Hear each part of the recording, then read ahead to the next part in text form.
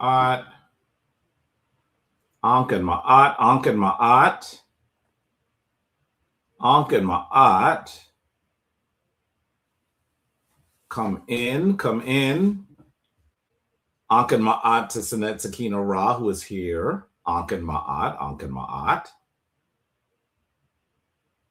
Ankh and Ma'at, Ankh and Ma'at. Looking to see where you are, Ankh and Ma'at. I'm hoping all is well, Ankh and Ma'at. I am truly hoping that you are doing well.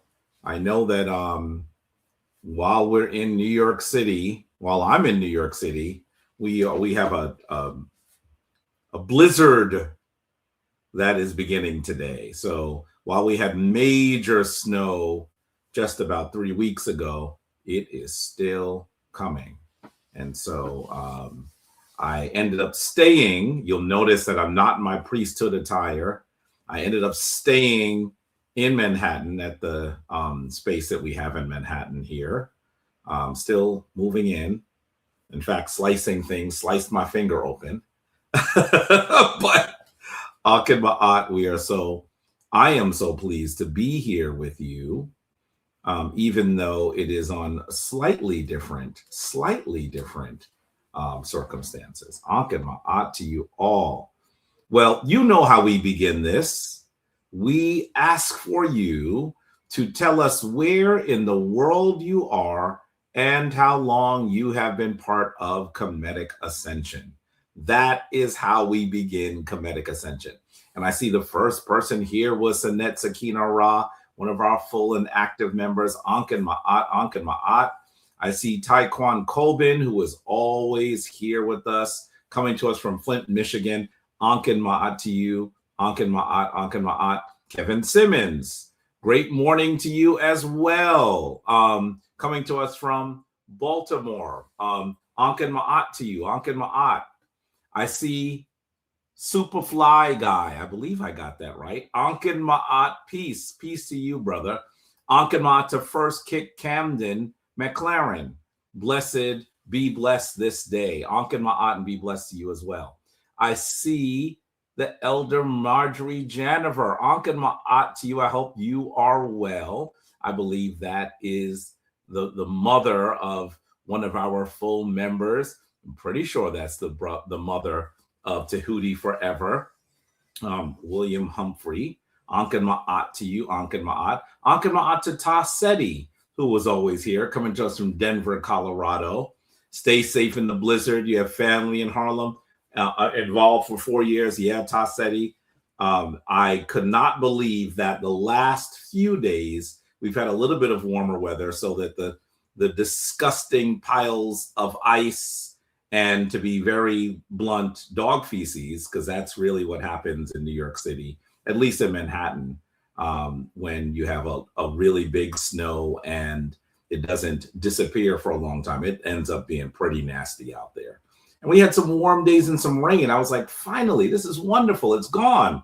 And then I got word on Friday that there was a good chance we'd have snow on Sunday. Didn't think much of it. But then, of course, yesterday, that's when all of the reports came forward that this may be a historic snow coating New York City. Not looking forward to it. But we're in good stead. The Queen and I are in good stead. We're here. Hunkered up, bunkered down in our co-op in Harlem. So we're going to be fine. And I hope that all of you all are fine as well. Ankh and Ma'at to Shah Goddess. Ankh and Ma'at, Ankh and Ma'at. I see Superfly Guy, you coming to us from Missouri. Wonderful. Ankh and Ma'at, Ankh and Ma'at. Kemet Trip 2022. Ankh and Ma'at, Shah Goddess. Wow, wonderful. Ankh and Ma'at. We traveled together. Oh, I know who Shah Goddess is. How are you? How are you? It is wonderful to see you there. I think you traveled to Ghana with us as well, right? Ankh and Ma'at to you. Ankh and Ma'at, First Kick Camden McLaren says, Oregon, eclectic, currently contemplating how to be without intent. What do you mean when you say how to be without intent? That's an interesting thing to say. I'm wondering how that works. Anken Ma'at to Robert James, coming to us from London. You're almost always here and always coming to us from the UK. One of the furthest people away, Ankh and Ma'at. Ankh and Ma'at to Sen Atan, who is one of our very active members, a really, really solid member of the Shrine of Ma'at. Sen Atan is coming to us from the Windy City.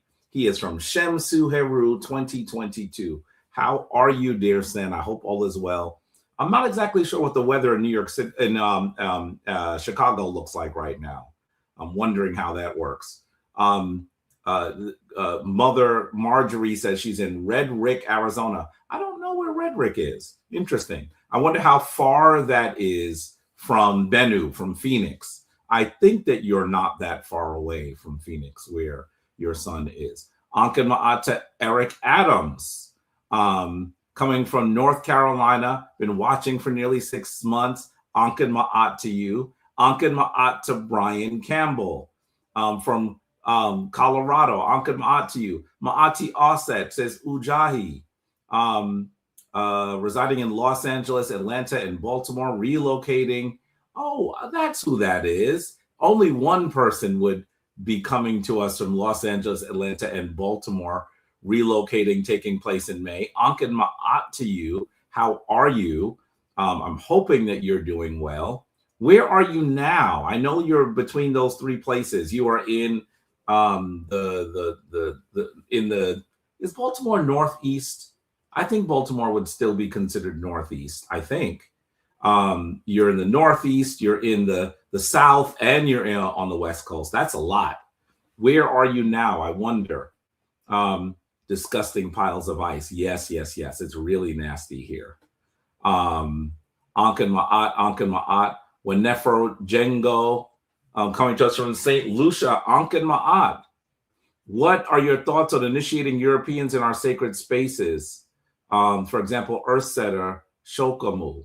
I will say to you that there will be Europeans that come, I'm assuming, to be initiated in most of our in our sacred spaces. I can't say that I would never initiate a Tomhu European in our sacred space, but I would say that that would probably be something extremely rare. These spaces are safe spaces for people of African descent.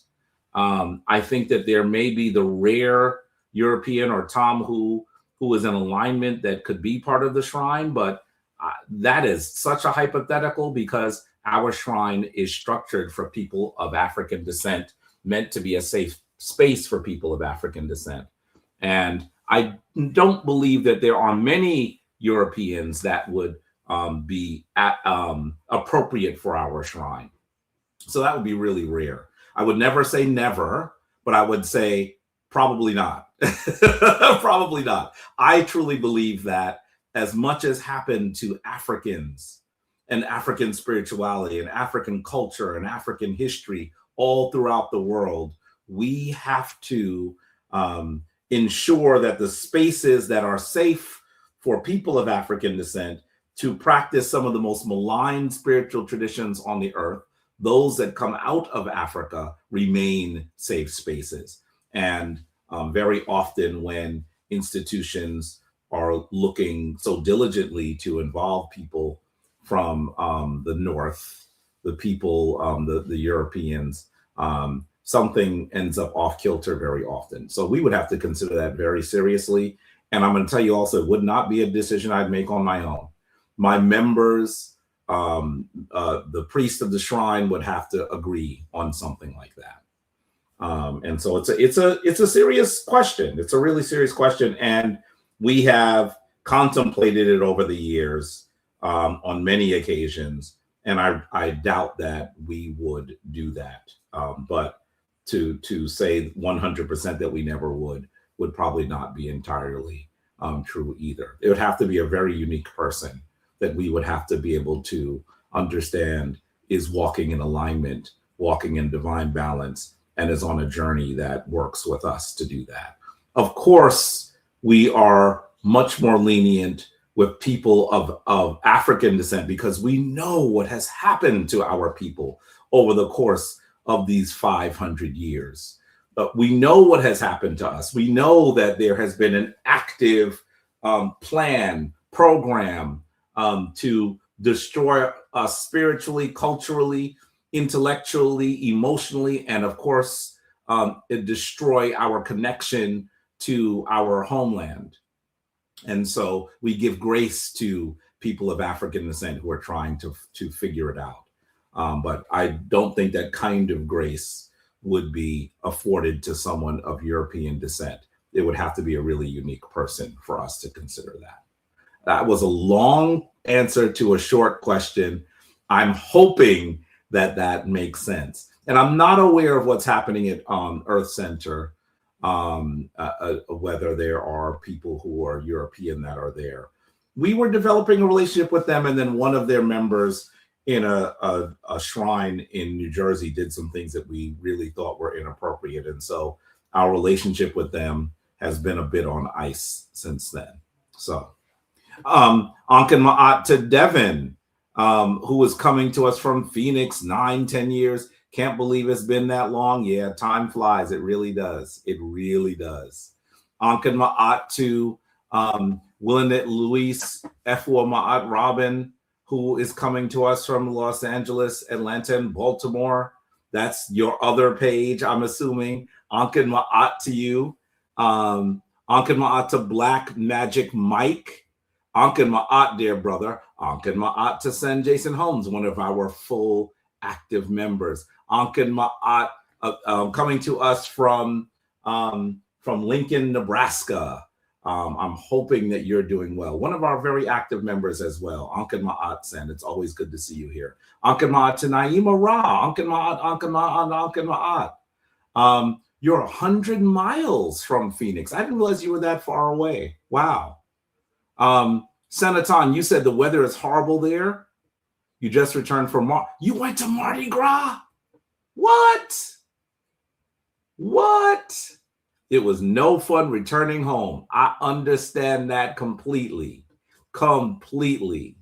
I would love, you have been doing quite a bit in New Orleans. We need to schedule a trip for Shrine members and sort of the family of the Shrine, people who may not yet be initiated that would like to go. I have been studying New Orleans for many, many years, its history, its culture, its connection to African culture, but I have never been.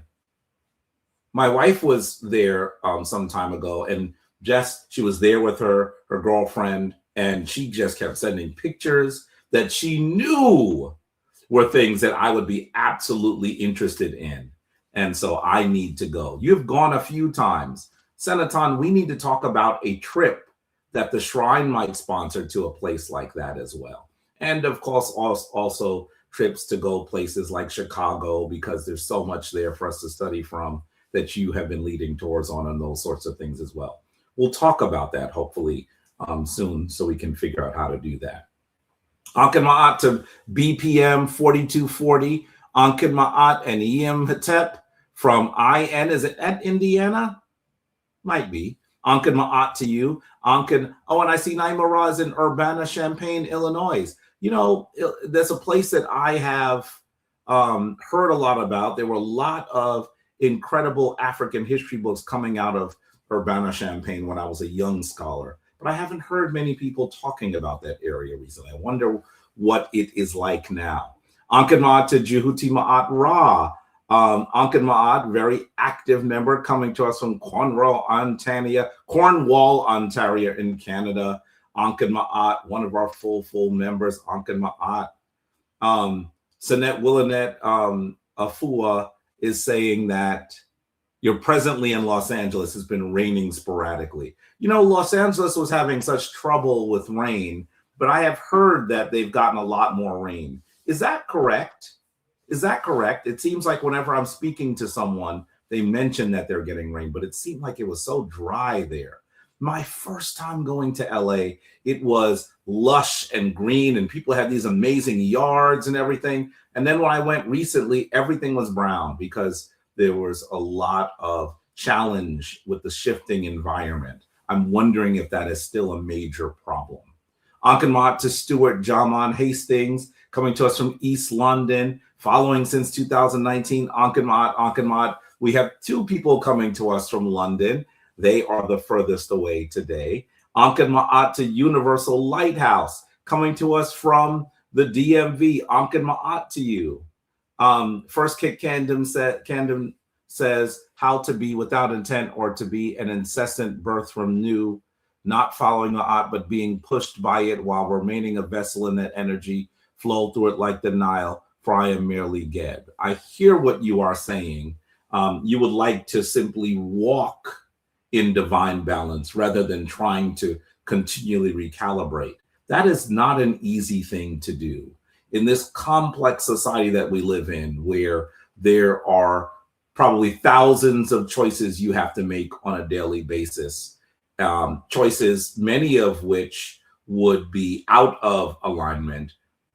It is very hard to stay in alignment without recalibrating. So I wonder how that would work.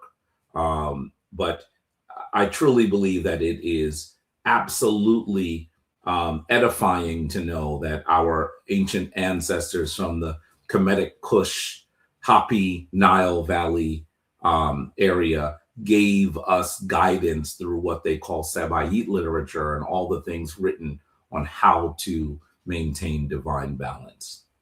So I'm hoping that you're using that as well. I hear what you're saying. I'm hoping that you're also getting guidance so that you can recalibrate if needed. Ankh to Florida Coco Brown. Ankh to you. Ankh to Jehudi Forever. Ankh how are you? A very active member of the Shrine of Ma'at. Coming to us from Bennu. He is our Jati.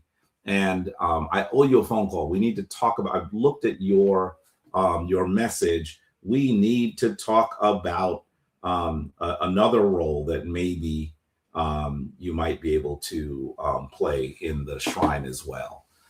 So let's talk this week as well. Ankan Ma'ata Najai, Anjai. I used to massacre your name for years, and here I am about to massacre it again. Anjai Bryant, how are you?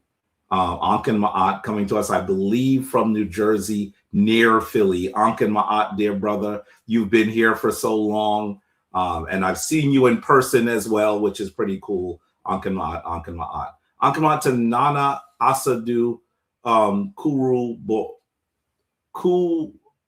Kukrubor. I'm sure I am messing that up. Ankan Ma'at to you, Nana Asadu. And speaking to me in Fanti, I believe, Ankan Ma'at, my Fanti is so bad. If your Fanti is better, I'd need some assistance on it. Ankan Ma'at to Michael Smith, coming to us from Oakland, California. Ankan Ma'at. Ankan Ma'at to Conscious Shannon, who is often here, coming to us from Detroit. Ankan Ma'at to Yoga Girl Sai, one of the priests of the Shrine of Ma'at. Ankan Ma'at to you, coming to us from Connecticut. Ankan Ma'at. Ankan Ma'at to Derek E. Grant, who is coming to us. Much more to you. Ankan Ma'at. How do you feel about Ankh disrespecting Mfundishi and Sonetter? I must really be clear that I have not been involved on Sonetter much at all. It's just been busy, and I'm in a move again. You see, I'm in a different space. So I'm coming out of both Queens and out of Harlem, Washington Heights.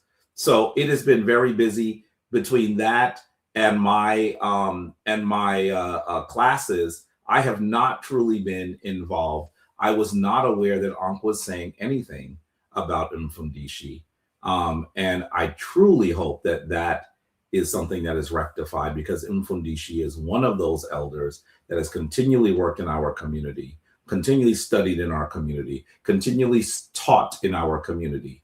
And any disrespect for him must be responded to. I'm not aware of what happened, and I probably need to be. Sonetter is probably going to tell me off because he has been calling me for the last week, and I just haven't been able to connect with him. So definitely I will be doing that soon. Mardi Gras was epic, Senaton says. You visited several plantations.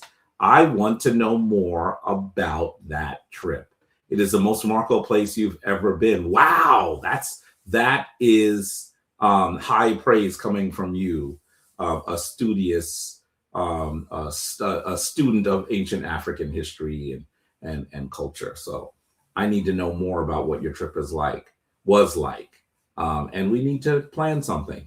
I really do think it might be amazing for Shrine members to go. I didn't know Senaton lived in Urbana for 7 years. I didn't know that. Oh, interesting. William Stevens, Ankh and Ma'at. Oh, that's Brother Papamzi. Obabini Kanefer, Ankh and Ma'at to you. I did not. Is that your government, William Stevens? I did not know his government. Ankh and Ma'at, probably coming to us from Philly. Ankh and Ma'at to you. I hope all is well. One of our full members. It's time of the Aket Pa'alfi, flood time.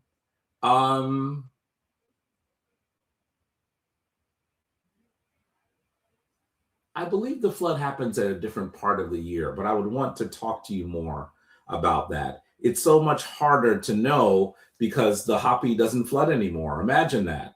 After they put together that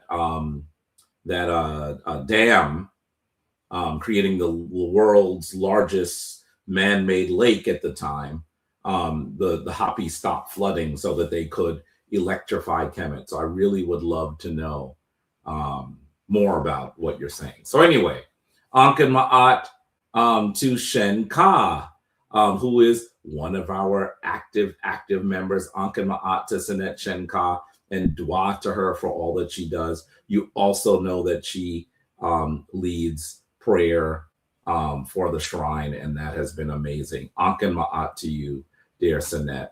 Ankh and Ma'at to Shrine of Sekhmet. She's on here in both ways. That is a boot sashat. Ankh and Ma'at to you. Ankh and Ma'at to the Schaefers. Ankh and Ma'at, how are you? Are you still in Kemet? How are you doing? Ankh and Ma'at, Ankh and Ma'at. I was listening to the album that we had the wonderful blessing and duty to put forward together. And we'll use one of those songs for Hessie again today. I just have to say that when I'm doing stuff, sometimes it's just on and it keeps me lifted while I'm doing work. Ankh and Ma'at, Ankh and Ma'at. Ankh and Ma'at to So Chosen. Ankh and Ma'at to Ayana Mead. Ankh and Ma'at, Sanet Nithotep. Ankh and Ma'at to you. Ayana Mead. Are you one of our full members, Sanet Ayana? You might be. I think the name is throwing me. Oh, you're speaking in Tree. Okay, so wonderful. You know, I have thought for many years that I should probably just learn Tree. Just so I would love to be able to speak to more people in Ghana when I'm there. So we should definitely discuss that. Ankh and Ma'at. And I also see that Senaton sent a video. I see that. I just haven't been able. It's going to take some time to download. I don't know whether it will download in good form. Maybe, well, I'll take a listen to it and see if we can share it today as well. Definitely. I wonder what it is that I know that if there's something that you're sending, it's very interesting. I didn't know that So Chosen was Sanet Oye. Ankh and Ma'at to you, one of our full and active members. Ankh and Ma'at. See, I don't always recognize y'all handles, man. I know Sanet Oye well, coming to us from Philly. Ankh and Ma'at, Ankh and Ma'at. Ankh and Ma'at to Per Ankh. Ankh Was Jed. Ankh and Ma'at to you, and Ankh Was Jed as well. We have Jahemari. I'm sure I'm massacring that. Please forgive me. Ankh and Ma'at, Ankh and Ma'at. Ankh and Ma'at to Jehuti, Heru Jehuti Pata Umi Katem Ra. Ankh and Ma'at coming to us. Where are you coming from? Rocking an orange and white Ma'at shirt today. So Oakland's Black Joy Parade and Festival. Ankh and Ma'at. I wonder what that is like. one of our full members. Ankh and Ma'at to you.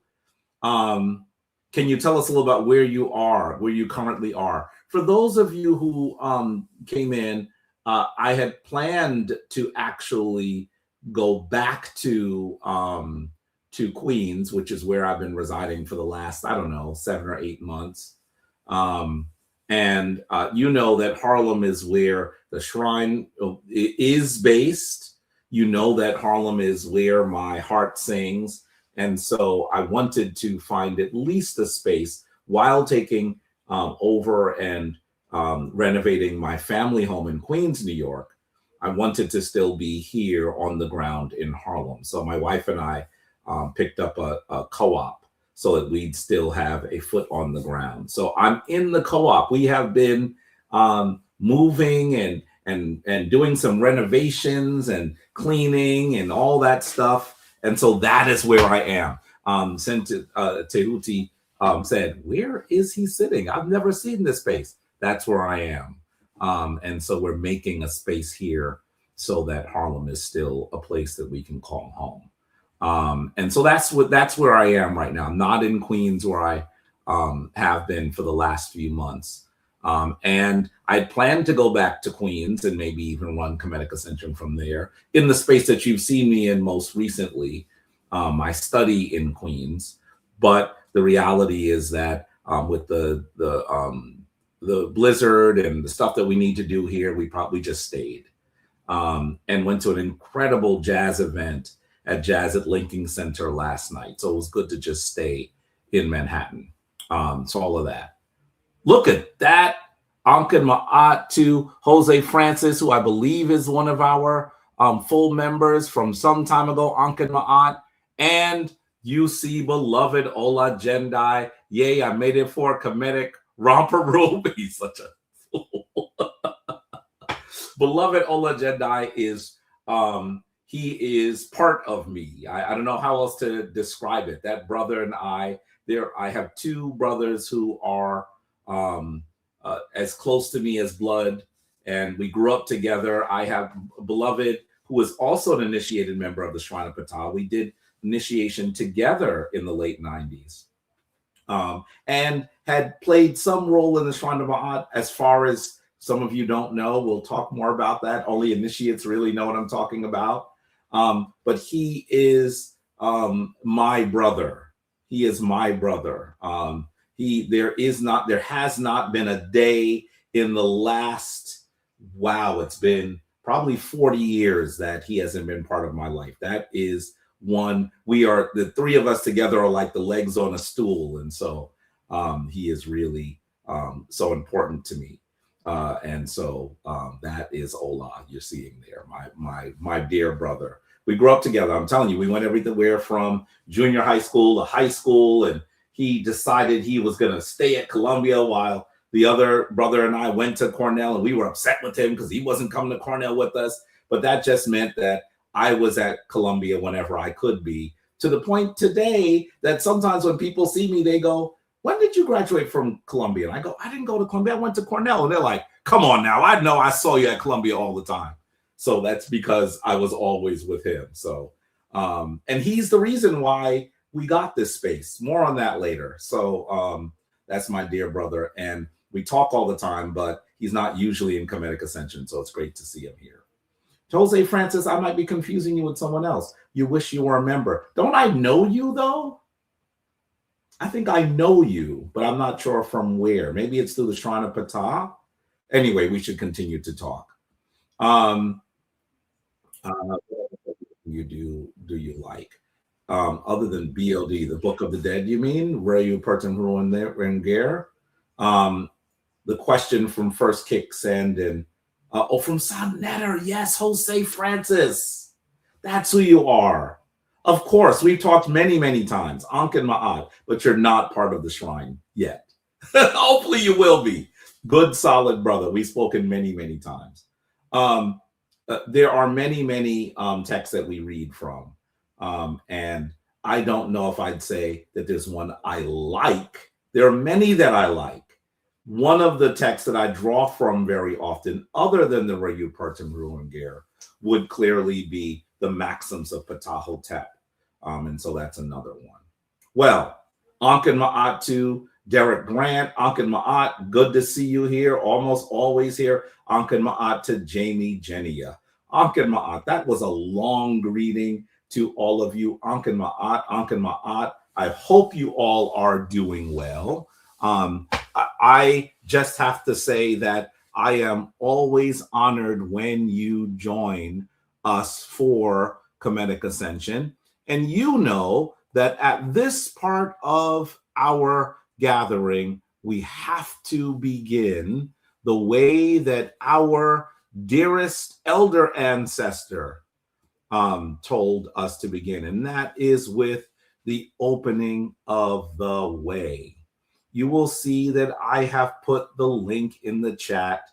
I would love to see one of the full members of the shrine come in to assist with the opening of the way. This is the ritual that marks us as a shrine, the ritual that is part of the lineage of the Shrine of Ma'at as it came to us from the Shrine of Ptah, created by Baba Heru Ankh Ra Samad Se Ptah. I cannot tell you how important his walk has been for us. And now that he is an ancestor, I'm sure that he is in the ancestral realm preparing the way as well. So we have a few people who have joined, 2 members who have joined. I see Sinet Sakina Ra, and I see Senjehuti Mes, who is always so really gracious to join us for the opening of the way.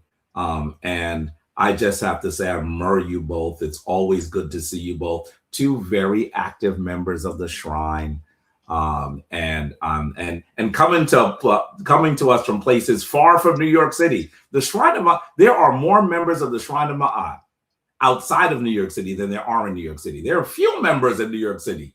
We have members all over the world, and so we see 2 of our very active members. So, Netsikini Ra, did you want to say something?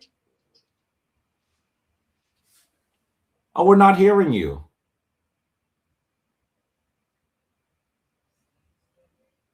Something's going on with your mic.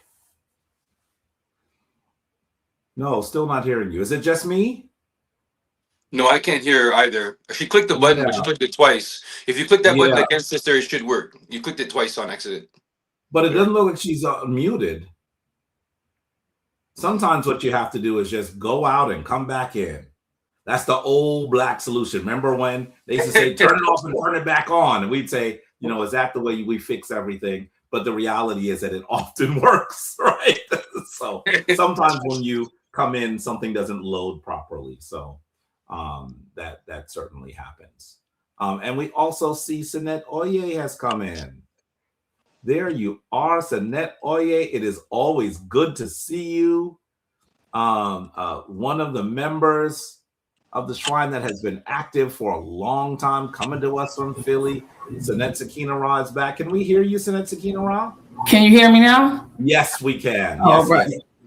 Okay, so what I wanted to do was, you know, I've been studying and I've been in and out of Sinetics, but I wanted to come in and talk about the opening of the way as far as the Duat and the Tuat Inter, as far as Neat being one of the openers of the way.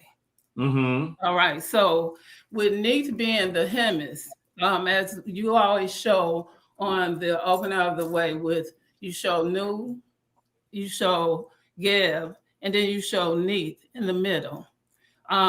She was known as the a hamster, a hunter, a great hunter.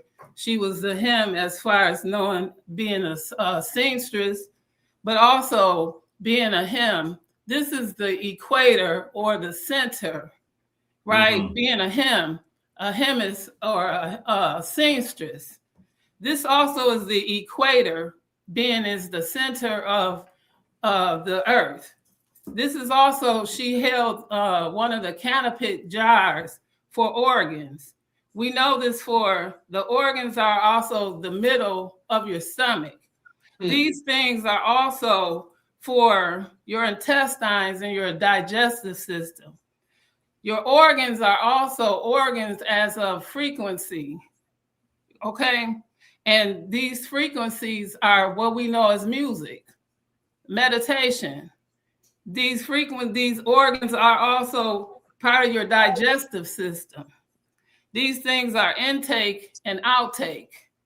They separate the things that are good for you and they let out the things that are not good for you. And if your digestive system starts to fail you, you have problems, right? Mm-hmm. And so when we say you have the tuat, that was the upper and lower.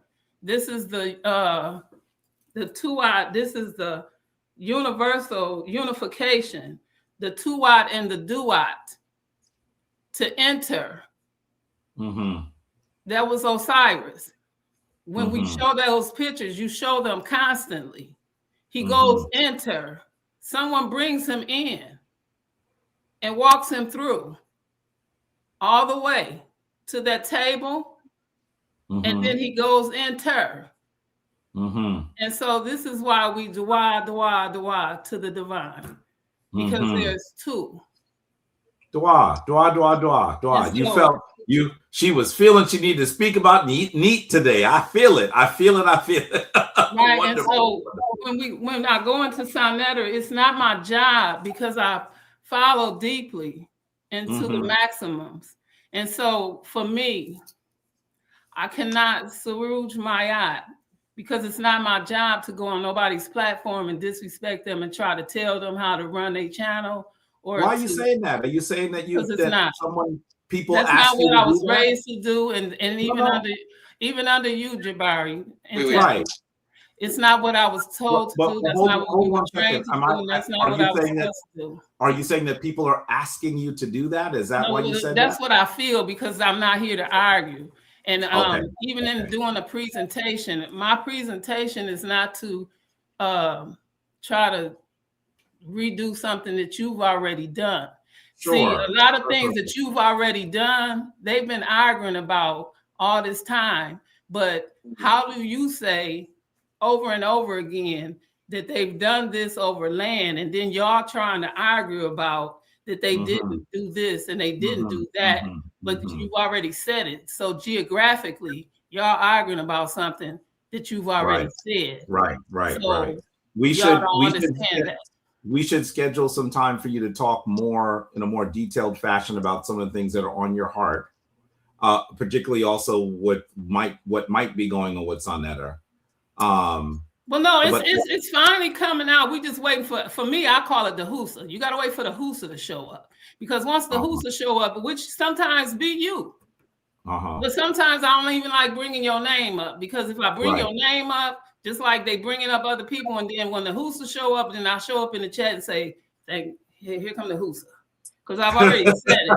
Here come the Husa now. So I just appreciate it. But I just want to let everybody know again here, this is why. Because otherwise you will say somewhere down the line later, right? Because it was a prophet then. It wasn't a prophet. It was just the truth. Because in cosmology, that's what they had to walk it as they talked it. And this is what it was, and it is what it is. Right. Ashe. So Ashe. So let and dua for your word. Let's go into the opening. Who is going to lead us today? And the rest of us will follow. Well, I don't want to take the initiative, but Oye was getting up to get ready. She's been here the longest, and the moons are under her, so I will follow. I have no problem. So then, Oye, you want to lead us? Yes, I will lead. Wonderful. Dua. So, as you know, folks, it's time for you to stand, right? It's time for you to stand. Please don't think you're just watching us. This ritual is of critical importance. It helps remind you that you are a powerful being imbued with all of the essence of the universe, the essence and the power of the universe. And when you do the opening of the way, it will remind you that all of those challenges that you have on a daily basis actually are beneath you. So please, Net Oye, take it away. All right. So we're just going to ask that everybody stand in the pose of adoration, and that is when your left foot is in front of you, and your right foot is slightly back, and your left hand is slightly in front of you, reached out, and your right hand a little, just a little. So we're going to take 3 deep breaths. On the third breath, we are going to chant the word of life, which is Ankh. Okay. Sanat, did your video go out? You can't see me? No. Is it just me or can everyone else? I think your video went out. Went a little strange. I can't see her. You can't? No, but I can hear her. We can hear you, so maybe. I'm about to say, I see me. I don't know. You see you? I see me. The camera probably turned We back. can't see you. We can't see you. But you could speak us through it, and the rest of us will do the motions for everyone else to see as well. Okay. All right. So now we're going to take our first deep breath. And let it out. Take your second deep breath in. And let it out. And on this third deep breath, we're going to chant the word Ankh. Let it in.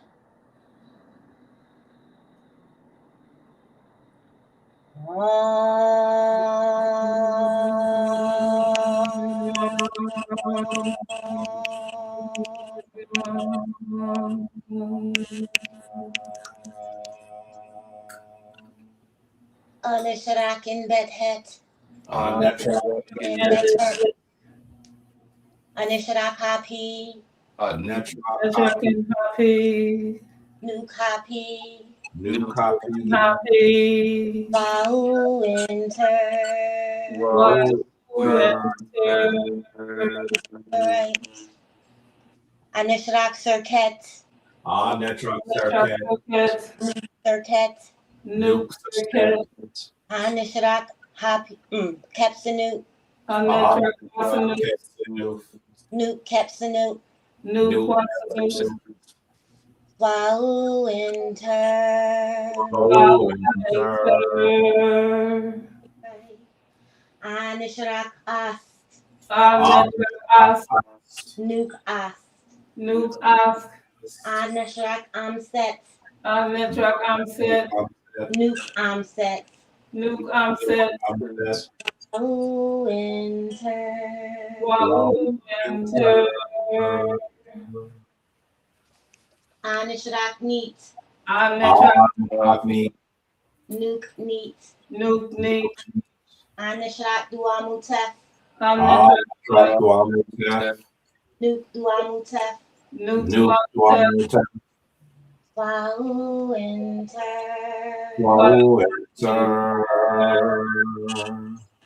Anishrak Newt. Nuke Newt. Anishrak Geb. Nuke Geb.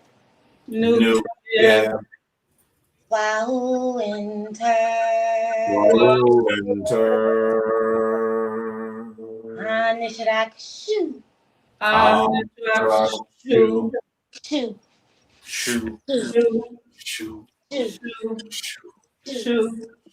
Nuke. Anishrak Tuamutef. Anishrak Tefnut. Tefnut.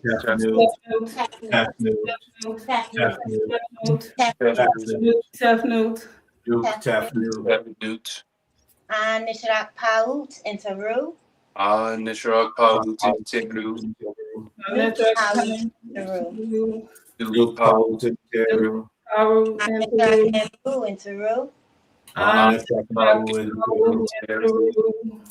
Hembu and Teru. Nuke Hembu and Teru.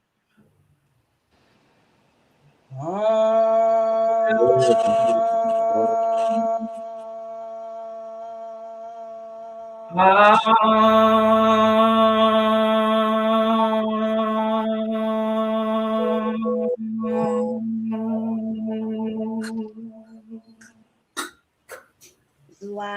enter. What? Dua to you. Even with the audio out, it was great that the two other members of the shrine could back it up and we could still see what the motions of the opening of the way are like. So dua to you all, dua, dua, dua. This is always here coming in to help with the opening of the way, and dua to Sakina Ra, whose face I haven't seen in a minute, even though we're always in the same place. So it's good to see you.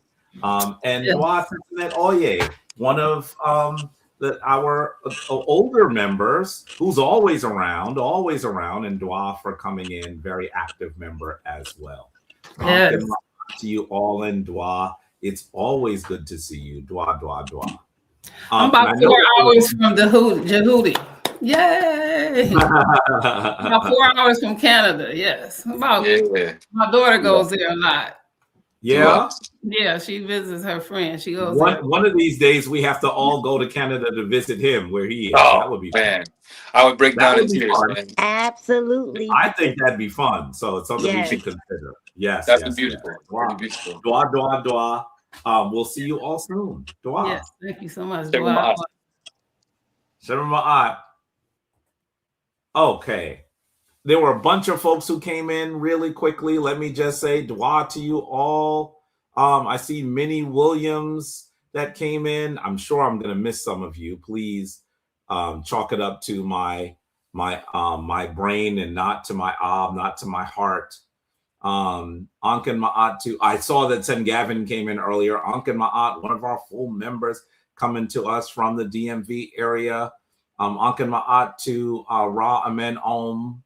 Ankan Ma'at to Sen Curtis Jackson is here. Ankan Ma'at, one of our good and very, very active members coming to us from Painesville, Ohio. Ankan Ma'at to Urban Lotus Living. I think I know that that's one of our full members, but I'm not remember exactly who right now. Please help me remember. Ankan Ma'at to Das Jadad. I know I'm probably messing that up. Ankan Ma'at to you. Ankan Ma'at to Nerit Neat. Ankan Ma'at to you. Neat Hotep. I think I know you. I don't always get your handles, folks, because you have different handles across all the social media. Ankan Ma'at to you.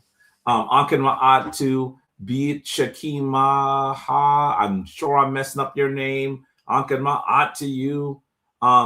Mika, Ankan Ma'at to you. I think I said Ankan Ma'at to you before. Ankan Ma'at to, and then I see Sinette Shenka is here, has under her government, Olivia B. McGraw, Ankan Ma'at to DZ Ankh as well. Ankan Ma'at to you all. I'm so honored that you are here. Oh, and I also see that Abutsa Shot was saying, are we starting in the north or in the east? I believe that for Kemetic Ascension, we've been primarily starting in the east. And so that's how that works. You may know that the Shrine of Ma'at does the opening way in two different ways, right? The way that our ancestor, elder, Baba Heru taught us is in the east, but we've also done it in the north because that's the way that the Neteru, the protectors, actually sit. So that's a whole other conversation. For those of you who want to know more about that, you usually will hear more about it. The full members know that. See, Duhuti Ma'at usually does it facing north. That is something that you'll know that the Shrine of Ma'at does, just based on the way that the Neteru come forward. And I have been saying I'm going to do a whole Kemetic Ascension on the opening of the way. I am going to do that. But I actually think I will wait until it gets warm because I would love to do that whole Kemetic Ascension on the opening of the way outside in nature. I love doing the opening of the way in nature, and that's probably what we'll do. So you should just know that is something that we have discussed, the different directions that you could do it in. Ankema to send Lemba, Sema J. Lemba, I'm sure I'm missing some of you. And Otis Living is Sen Ovalafia. Yes, Ovalafia is one of our full members. I knew in my head that that name was connected to a full and active member. I just couldn't remember which one. Listen, keeping up with all the handles can be difficult. Ankin Ma'at to you all. Ankin Ma'at to you all. I will come up and join you when you are ready. I would love for you to do that, to come in and join us so we can do it together. So let us move forward. One of the things that we often do at this time is we do Hesse. We go into Hesse. Why? Because Hesse is the way that our Kemetic ancestors focused on, let me share the screen, focused on cultivating divine energy through song and chanting, and it allows that another part of your consciousness to take hold onto the scales of Ma'at.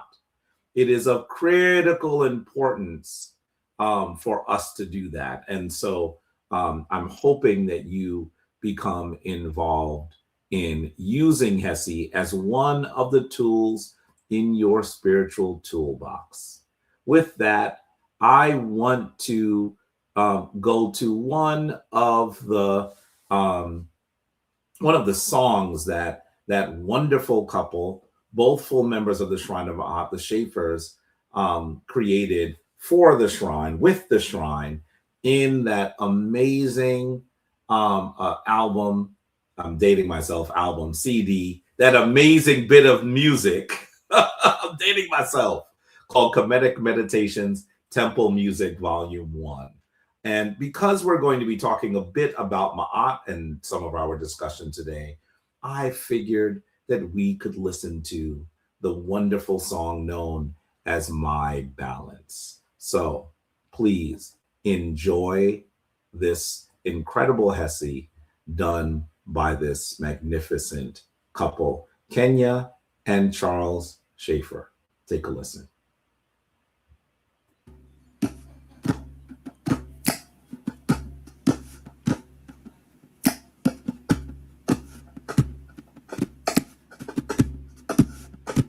Strong as one, we are divine together.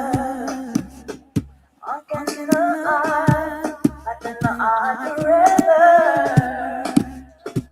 Balance in unity, in your arms, ever I'll be. We'll build our family, the way the divine made it to be. Strong as one, we are divine together. Look in my eyes, like in my eyes forever. We are balanced in unity. In your arms, never I'll be. We'll build our family. The way the divine made it to be. My balance. You are my balance, baby. You are my balance. We are one with the eye of the rule. We've only just begun. There's nothing we can't do. We can't do with a natural. We'll fly high and go through. Merge you. Forever I'll be loving you. My balance. You are my balance, baby. You are my balance, my balance, my balance. You are my balance, my balance, baby. My balance, my balance, my balance. Strong as one, you're divine together.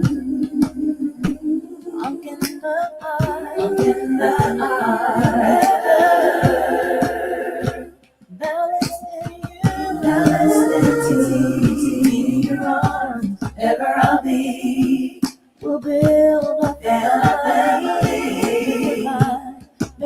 be balanced and balanced in your arms. Wherever I'll be, we'll build a family in a divine.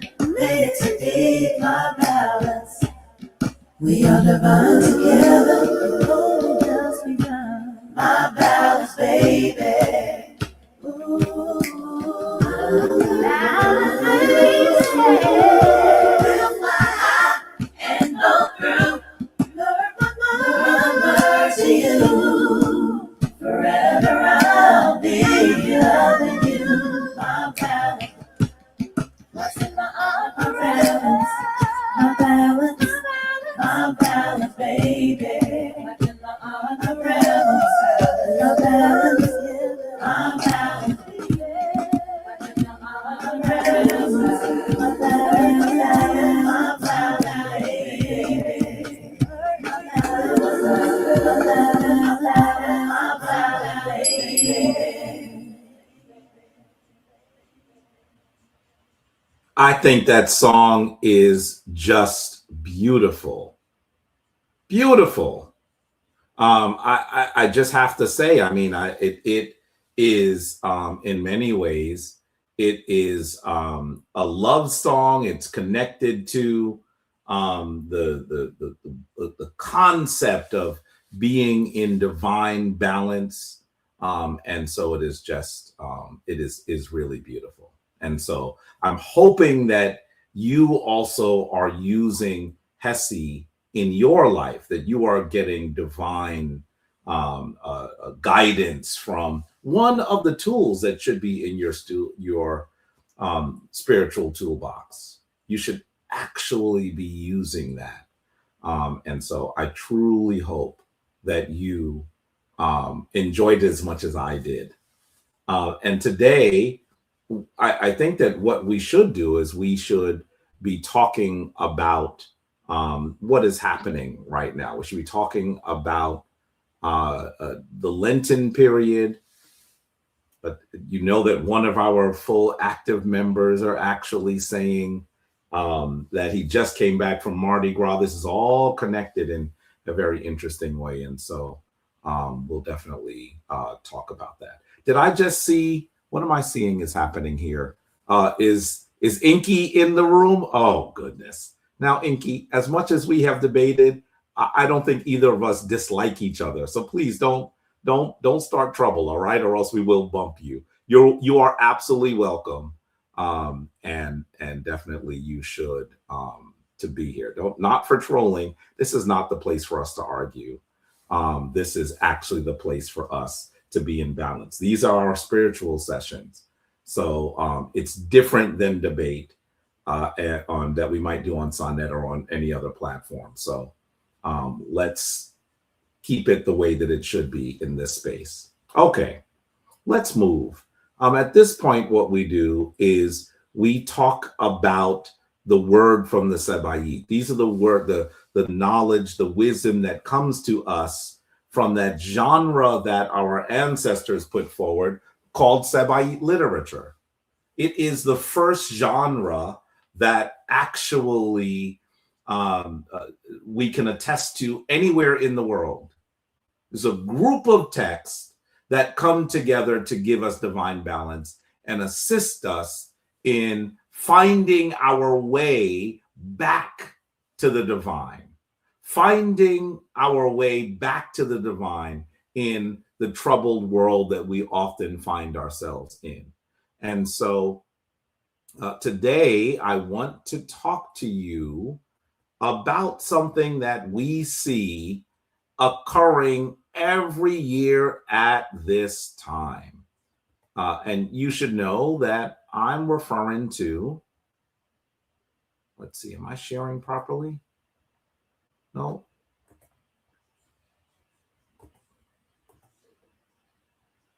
Come on, here we go. I'm talking about Ash Wednesday and talking about the Lenten period.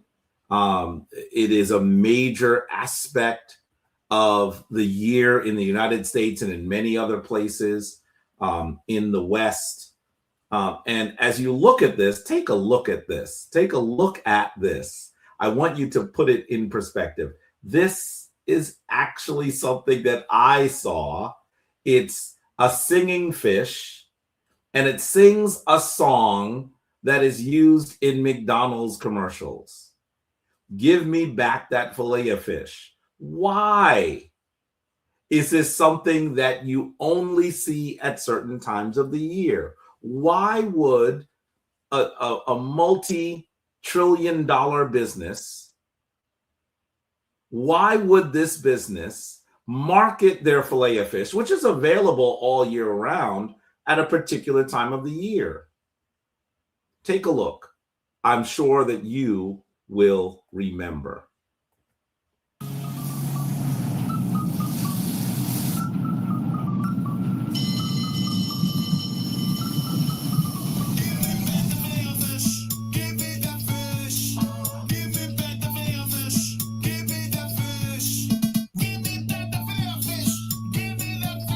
Mix and match 2 of your McDonald's favorites for just $5. Choose between the classic chicken sandwich, 10-piece chicken McNuggets, and the filet-o-fish sandwich. I find this fascinating because it's this time of the year that we actually see so many businesses actually cater themselves to a particular group of people, and they don't actually say it. So you're going to see McDonald's running all sorts of ads for their filet of fish right now. And you might say, well, why? Why is that happening right now? It's happening because the Christian celebration of Lent, that supposed 40 days of solemn reflection, occurs at this time. That's what this is about. And I find it so fascinating that whether you are Christian or not, it's just in your environment. It's just in your environment. Regardless of what spiritual guide you actually utilize in your daily life, it is in your environment. That's one of the reasons why I always think it is critically important for us to analyze what's happening. Because this is not just something that Christians experience and Christians are aware of. This is something that we see occurring secularly. In fact, you're inundated by it. What is the it? Where did it come from? What's its origin? How should we behave towards it? I know that as I've spent much more time in the neighborhood that I grew up in, Queens, New York, in Queens Village and Cambria Heights and Hollis, that area of Southeast Queens that has a large number of Afro-Caribbean, African-American folks. I know that it is not unusual to see people walking around with these ashes on their head. All because this is connected to Lent and to Ash Wednesday. And Mardi Gras precedes Ash Wednesday. Mardi Gras is part of this whole period that comes to us through the practice of particular rituals, ceremonies, holidays in the Christian world. But is it actually Christian?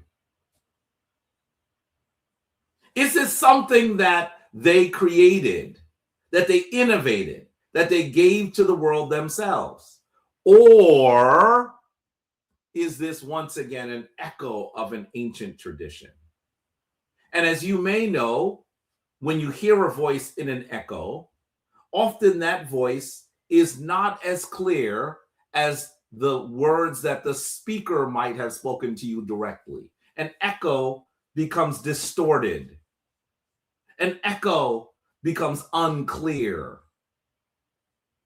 Is Ash Wednesday and Lent an echo, as celebrated by so many people around the world?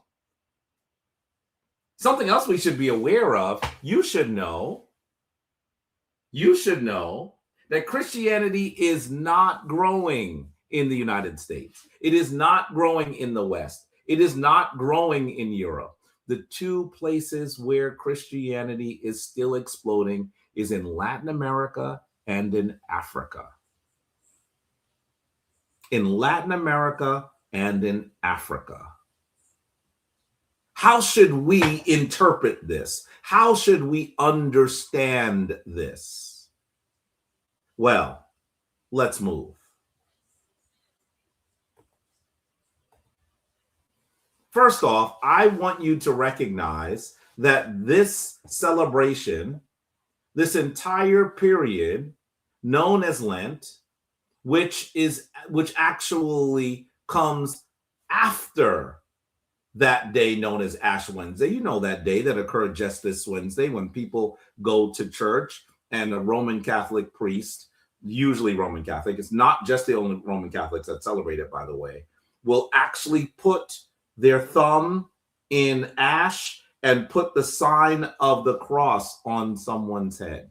And they'll essentially say that it is important for us to remember that we came from ash and that is how we should return. This celebration that millions of people practice, let's be clear, probably billions of people practice in the world, has an origin. Take a listen to what John Cassian, an early Christian monk and author, said in the he lived in the 4th and 5th century of the Common Era. Take a listen to what he says. He says, it ought to be known that the observance of Lent did not exist as long as the primitive church retained its perfection unbroken. Lent did not exist as long as the primitive church retained its perfection unbroken. He is criticizing Lent. He is saying that Lent is not part of the original Christian tradition. Interesting comment that he is making. Interesting comment that he is making. But wait a minute. All of the people that I see that observe Lent in the common day are people who are Christian. You're telling me that this early Christian father, this early Christian monk, is saying that it is not Christian? Well, where did it come from? Where did it come from? Where is its origin? Let's listen to St. Athanasius, who was the Bishop of Alexandria. He lived somewhere from 296 CE to 273 CE. So he lives in the 3rd and 4th century of our Common Era.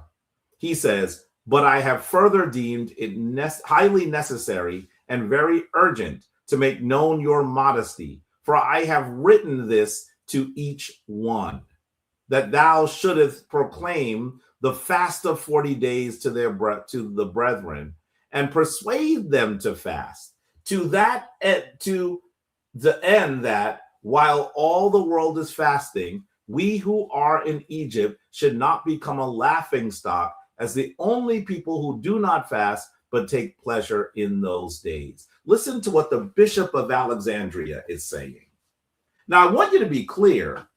Alexandria is a city in Egypt. I'm using the term Egypt intentionally because Alexandria was a small development, but becomes a major center during the Greco-Roman period when the Greeks and the Romans were in control of Kemet. And even today, Alexandria is a large, large city. But understand that during this time, Alexandria was one of the 3 major centers of Christianity. Did you know that? Did you know that it was one of the 3 major centers of Christianity? That it was one of the places that Christianity was growing and altering? I think some of you might not be aware of that. But listen, Athanasius is one of the early I believe he's sometimes called one of the early doctors of the church. Not doctor in a medical sense, but one of those individuals who was cultivating Christianity for other people. He is one of the most important early Christian leaders. And he is saying everyone else in the world is engaging in a 40-day fast. And we don't want, as we interact with people in other spiritual traditions, to be seen as a group that indulges and has pleasure and eats whatever we want during this time when everyone else is fasting. We should do it as well, just so we are not embarrassed by them and laughed at by them. Isn't that interesting? This is at the time when Christianity was simply not the major tradition in the world, that there were a large variety of spiritual traditions. And I think it's interesting that these early Christian fathers were navigating this world where there were many spiritual traditions, and they were attempting to position Christianity so that it could become a large tradition. This is what you hear St. Athanasius contending with. How will people view us if we don't do what everyone else is doing? That is what he is saying. But it gives us the sense that they were not already doing what everyone else was doing.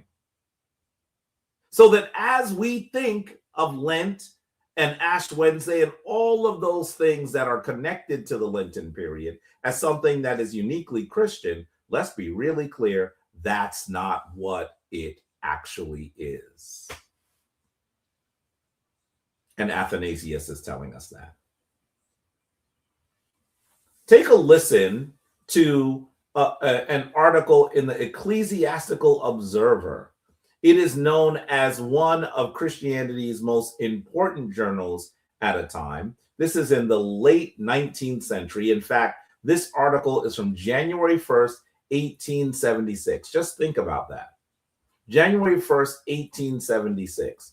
This article itself is 150 years old. Think about what they might say. I'm not talking about in the 2nd and 3rd century, very early to the Kemetic tradition, to the Christian tradition. I'm asking you to think about what Christians were even saying in the 19th century. Listen to the description of Lent that the Ecclesiastical Observer gives us. It says, our state church, like its mother of Rome, is still busy with Lent superstitions derived from paganism. What? Are you telling me that the author in the Ecclesiastical Observer is saying that they're going to critique Rome, which is the Roman Catholic Church in this instance, what they're referring to, because they are promulgating, they are putting forth the celebration of Lent, and they're saying they shouldn't have because it is pagan, as they call it? Let's continue. That festival of the 3rd or 4th century, now designated Easter, was widely different from the Easter of the Church of Rome. And it was not known at that time by that name. It was called Pasach, or Passover. And though not an apostolic institution, was very observed by numerous Christians in commemoration of the death and resurrection of the Savior. It was, however, not preceded by a Lent. The 40 days of abstinence of Lent was borrowed from the worship of a Babylonian goddess. The Yazidis, or devil worshippers of Kurdistan, still observe it.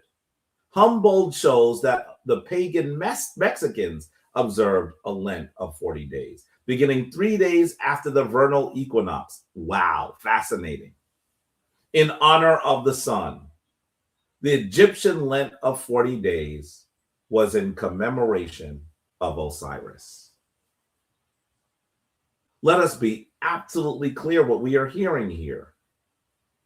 I want you to understand that we are hearing that Lent has an origin amongst people who are not Christians. And in fact, the oldest tradition that he can think of that actually practiced this 40 days of fasting was an ancient Kemet in a commemoration of the resurrection of Osiris, the death and resurrection of Osiris.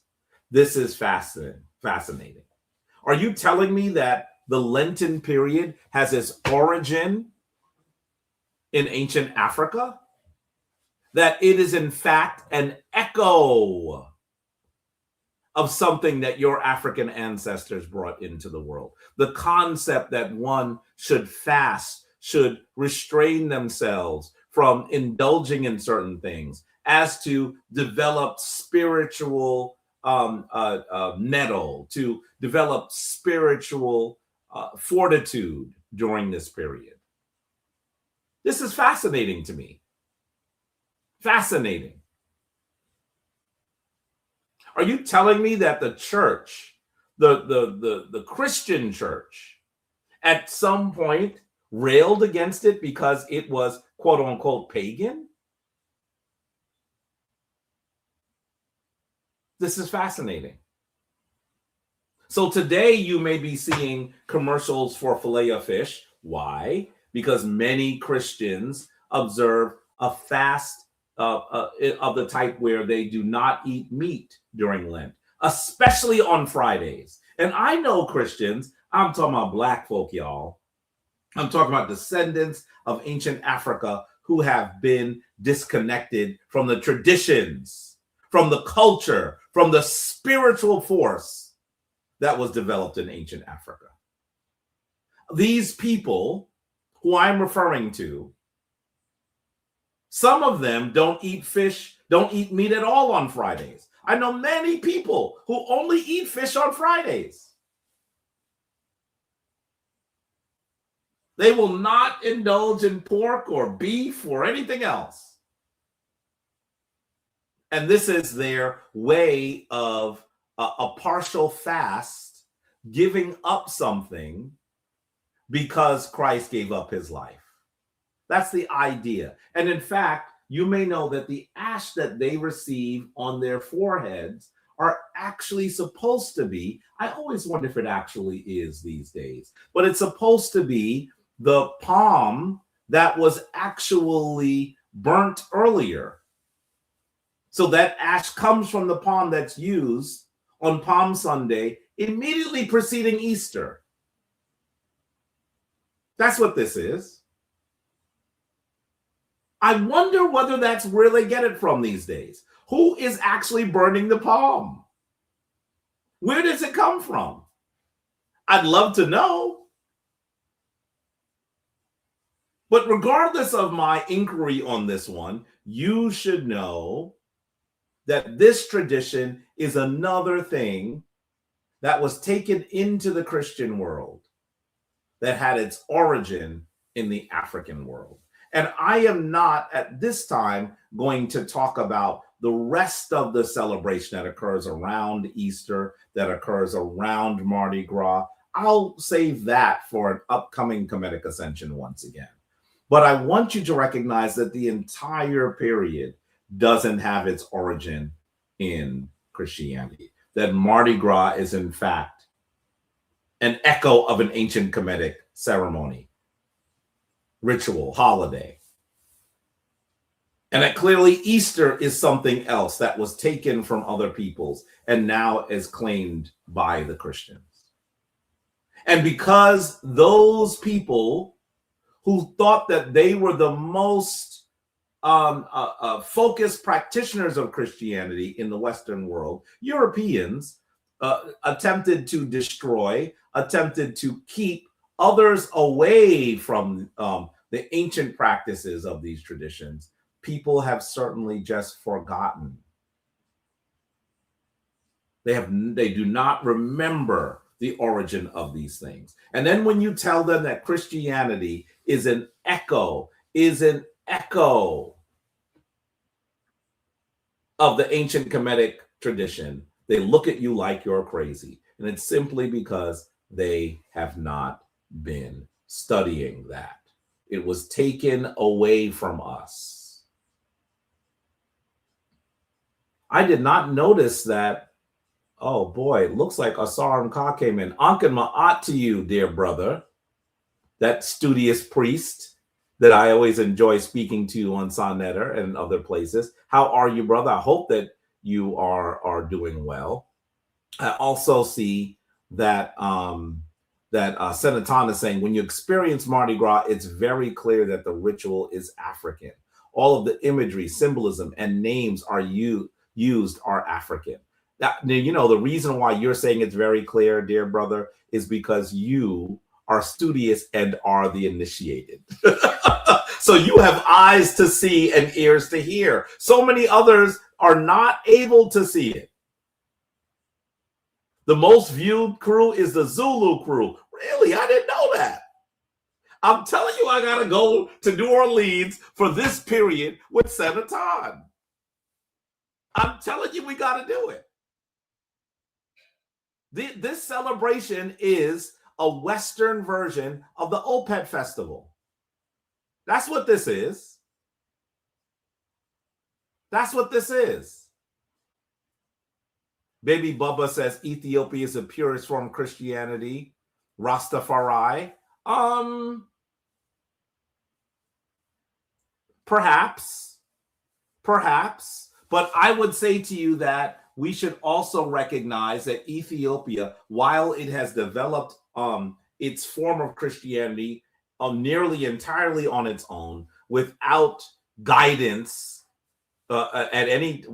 without being beholden to the church in Rome or any Western power. That is all true about the Ethiopian form of Christianity, that Africans have guided it into its tradition. But it didn't have its origin in Ethiopia. You should recognize that's not what happened.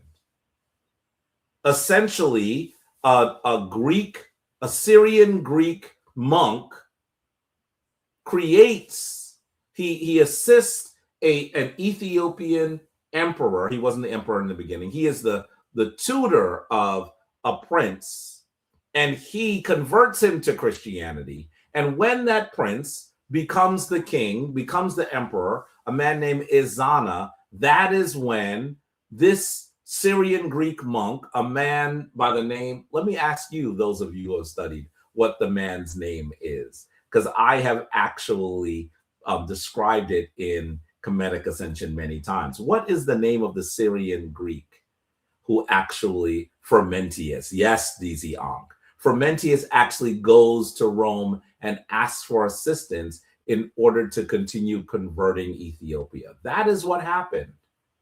That's what happened. And he then is given the title Bishop of Ethiopia, Bishop of Abyssinia. That's what his title is. Now, to be fair to those practitioners of Christianity in Ethiopia, we then see letters from Rome saying they're not listening to us. They're doing their own thing. And yes, so Ethiopia did do its own thing. It didn't find itself being beholden to Rome for very long. And so in that sense, we should respect their connection, their understanding of the narrative of Christ. But on the same token, we should understand that the entire tradition comes from the Happy Nile Valley region. And that's what happened. That's what happened. So how was Osset involved with all of this? I could talk about that. Tree of Life tree. I could talk about that for 4 or 5 days. We don't have that kind of time. We're about coming to a close. But definitely we should talk about the fact, again, that Ast is probably the greatest vessel for the transmission of ancient Kemetic ideas into the Western world. That's how that works. So we should definitely talk about that as well.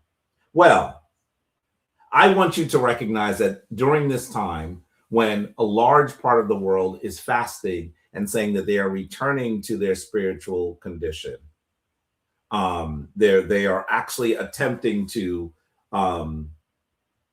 give up something so that they are able to be humble in their practice of spiritual traditions. I respect that they are attempting to do that. I do. But we should understand that these practices have their origin in our traditions. And let's even go further. Let's go further. In our understanding, we would be Seruj Ma'at. That's what we would do during this period. We'd be restoring Ma'at. And so let's talk briefly about the importance of restoring Ma'at. While all these other individuals in the world are trying to recalibrate, it should not be lost on us that this is a very unusual year because we have Ramadan and Lent occurring at nearly the same time. That's fascinating. I believe that Ramadan began the Tuesday, maybe a Tuesday before the Tuesday that we would sometimes call Fat Tuesday. But Fat Tuesday is part of the Kemetic tradition as well, by the way. But you should understand that Ramadan occurred, and then that next Tuesday, on one Tuesday, that next Tuesday was what some people call Fat Tuesday. The day after what was Ash Wednesday. I think that's how it works. And Mardi Gras is a celebration that clearly connects to the Kemetic tradition. So, what's the importance of restoring Ma'at? What's the importance of restoring Ma'at? Let's read from the oldest spiritual text in the world, sometimes called the Pyramid Text. What does it say about Ma'at? This comes from the Merkutu text of Unas from the 5th dynasty. It is utterance 260. It says, "Bring together then his members, which shall be secret. He joins those who are in the Noun. He leaves his testament in Heliopolis." That city should be called Iunu.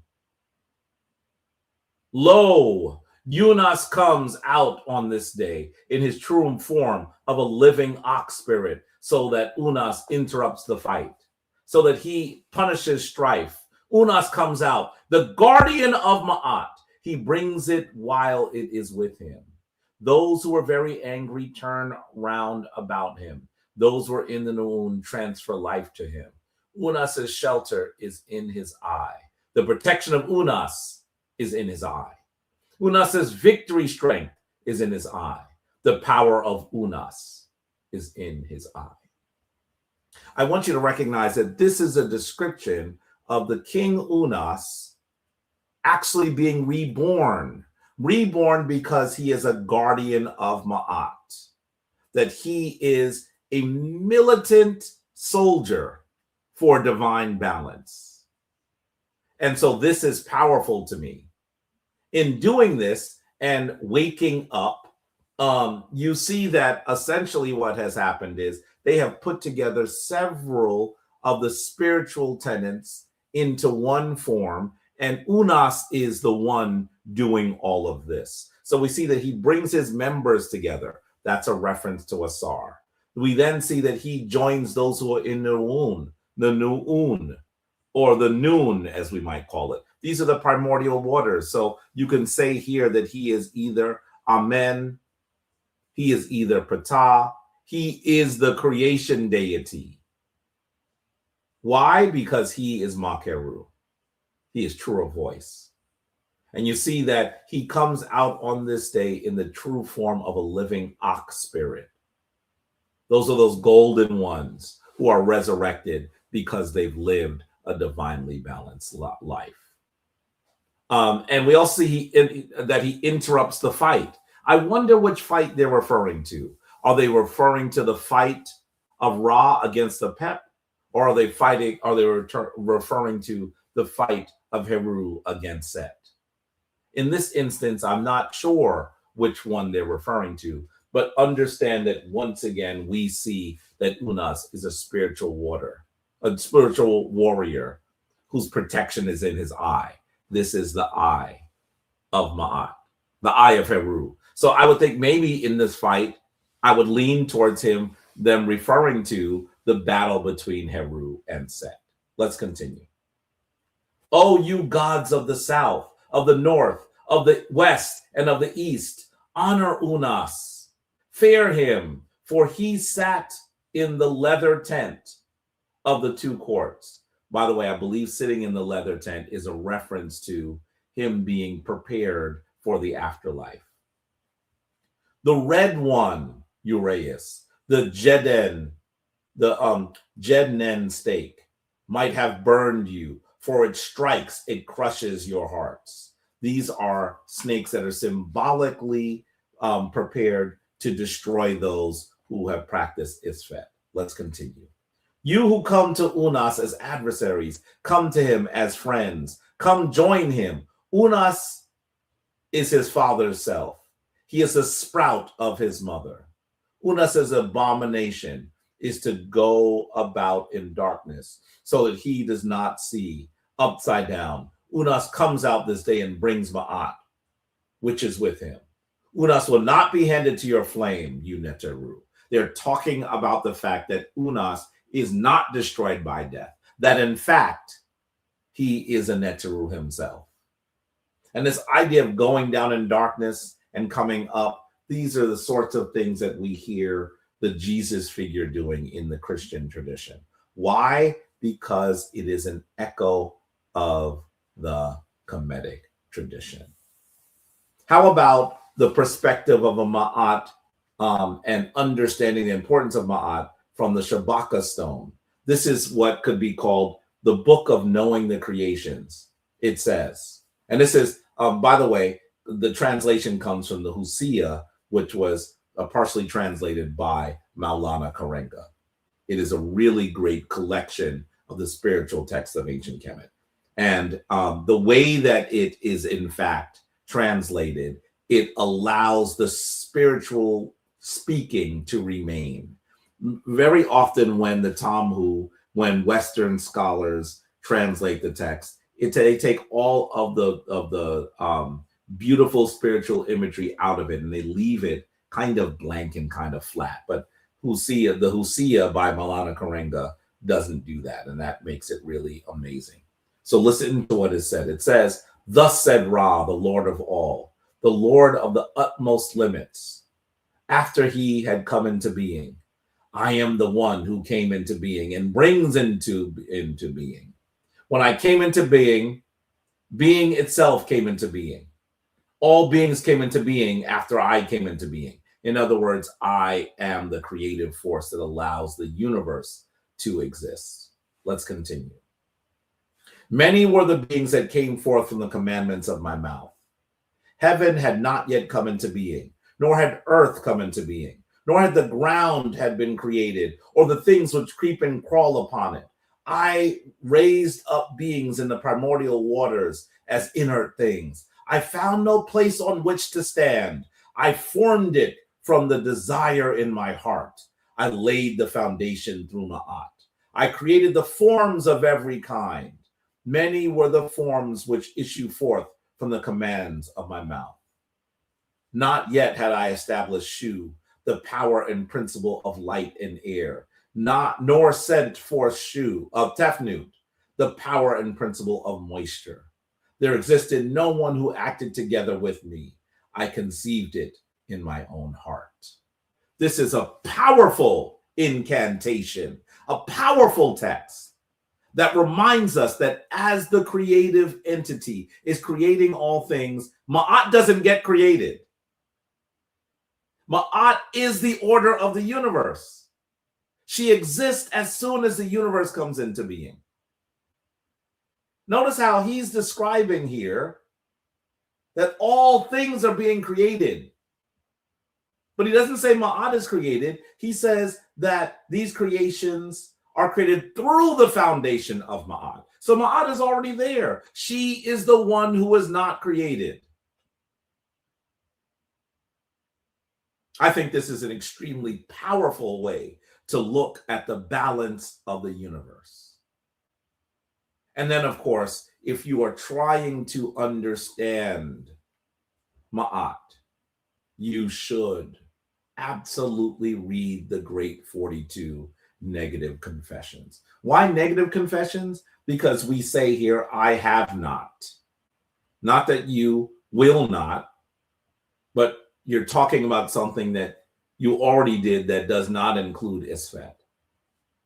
And so these are negative confessions. I always think the most difficult of them all is the one that says, you see it highlighted here, I have made none to weep. This actually means that if you harm someone, even if that was not your intention, that you should still Seruj Ma'at with them. I think that this is just beautiful. It is absolutely beautiful. Well, family, you should be restoring Ma'at. Serujing Ma'at is the task of all of those who are practitioners of ancient African spirituality. Take a look at this. I believe this is Seti the First offering Ma'at to Asar in the front, to As behind him, and to their child Heru. This divine coterie that we should see as the world's oldest trinity. He is in fact showing them that he offers Ma'at. Or in other words, he is a warrior for Ma'at. He puts things back into divine balance. And that should be the task that we all take upon ourselves. You may notice that those hands with that Ma'at, this is where the very logo of the Shrine of Ma'at comes from. This is where it comes from. This very image. We want you to remember that your task is to work towards divine balance. And that is the work, that is the aim of the practitioner of Kemetic spirituality. To live in divine balance.